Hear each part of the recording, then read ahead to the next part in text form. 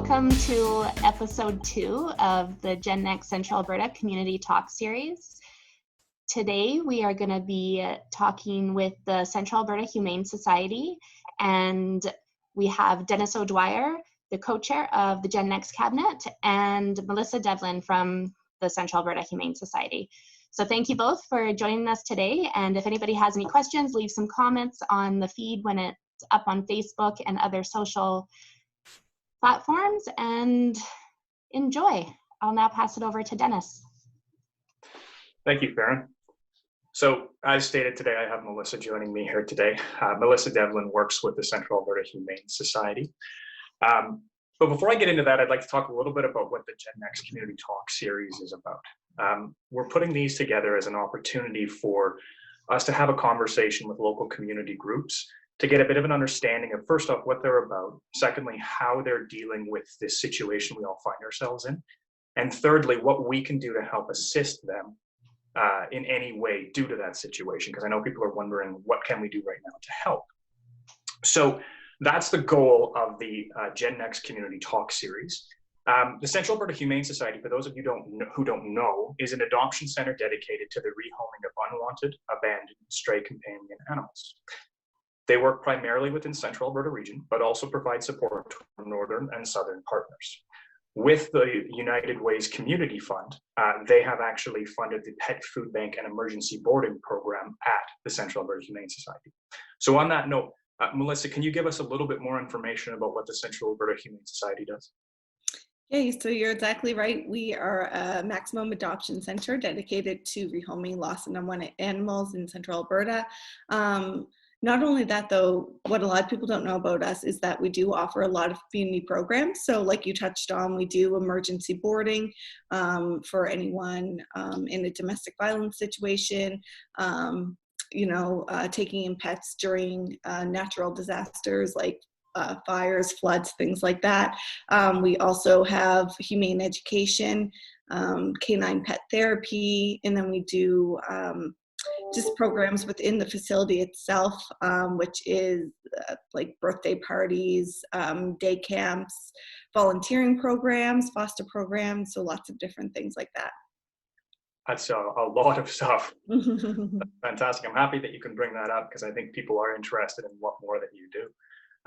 Has the Central Alberta Humane Society seen an increase in the pets that require emergency boarding at this time? Yeah, so right now we are definitely seeing increased inquiries on that, and as financial struggles continue, we think that will increase even more, and we'll start to actually see the pets come in.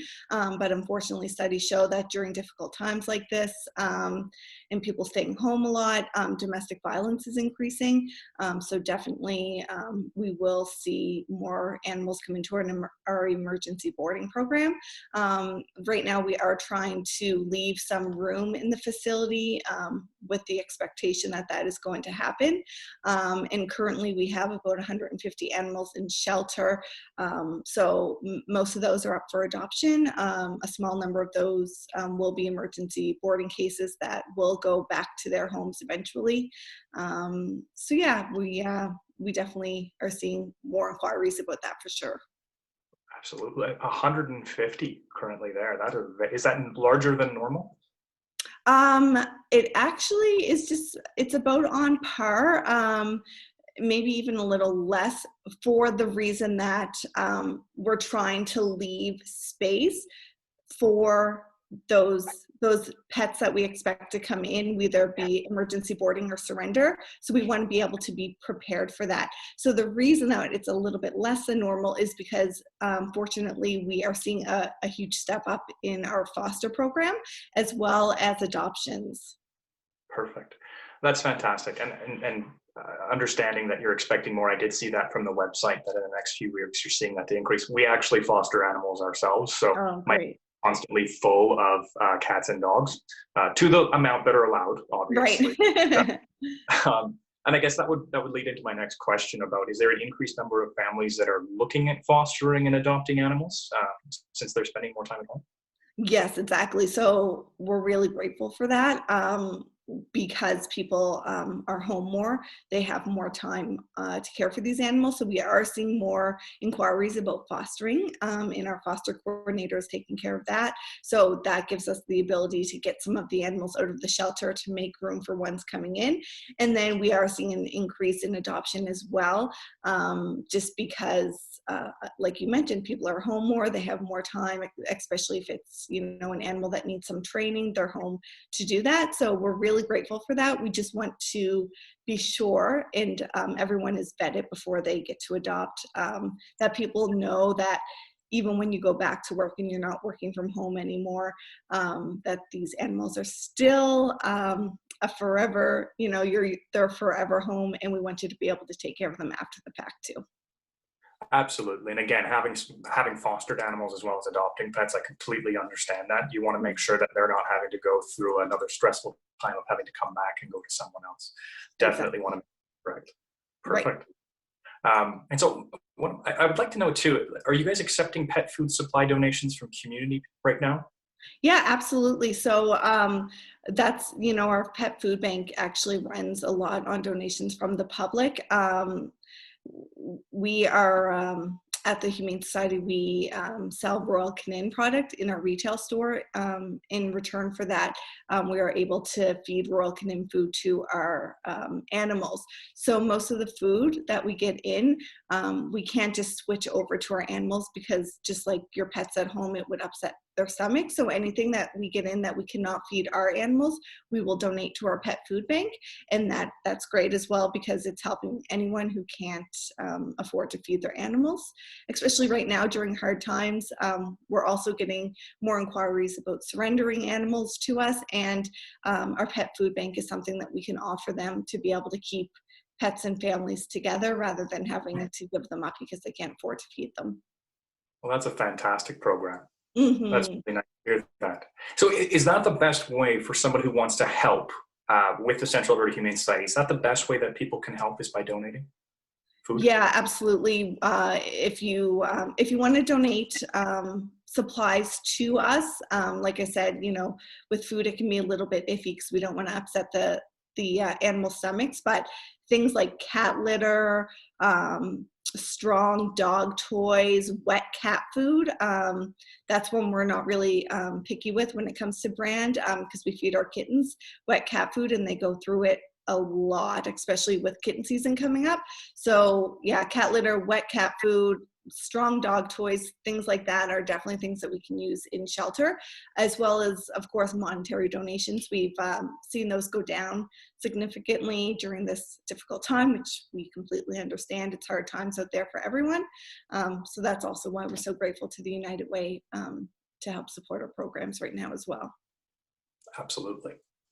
And that's fantastic to hear that you've got, you know, different options that people can give back. Because as you stated, everybody might not have the ability to donate monetarily right now, but they might be able to volunteer other things such as cat litter and wet cat food, and that's fantastic. Sure. Yeah. Perfect. Well, that's really great to hear. So is there anything that you'd like to add before we go into closing here?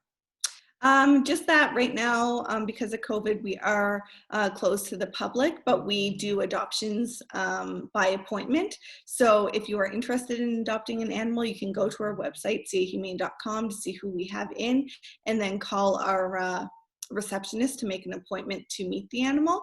And then same with anyone who wants to donate supplies to us or to the pet food bank. We just have a little vestibule between our front doors. And if you could just leave it there, again, because just to be safe for you and for us, we're just trying to reduce the public in the actual facility. Perfect. That's fantastic. I'm happy to hear that you've got both those measures in place. So if people want to donate food or cat litter or wet cat food, they can come into the vestibule. And otherwise, if they want to look at an adoption or a fostering, they can book appointments still. Exactly. Perfect. Yeah. Fantastic. That's great to hear. Mm-hmm. Well, Melissa, I really appreciate you joining us here today to have this conversation. I think it's important for us to, during this time, to make sure that people know what they can do to help support organizations just like the Central Alberta Humane Society. I know that people want to help right now, but they're not sure exactly what to do. So we're happy that you're able to come on and give people an idea of what they need to do moving forward. And we really appreciate you taking your time to do that with us today. Thank you so much. And thank you to the United Way. Like I said, it makes a huge difference to us. We're not government funded, and like so many nonprofits right now, we're really seeing a decrease in funding. So we're really, really grateful to you. Well, we're grateful for everything that you do in the community as well. So thank you very much for that. And we're going to be doing more of these on a go-forward basis. So everyone who's on here, stay tuned. Follow us on social media under the GenNext group with the United Way. We're on LinkedIn, we're on Facebook, we're on all of those things. We're going to have more of these organizations coming forward and presenting how we can, as a community, help them out. So thank you again, Melissa. Really appreciate it. You have yourself a great day and stay safe. Great, thank you. Perfect.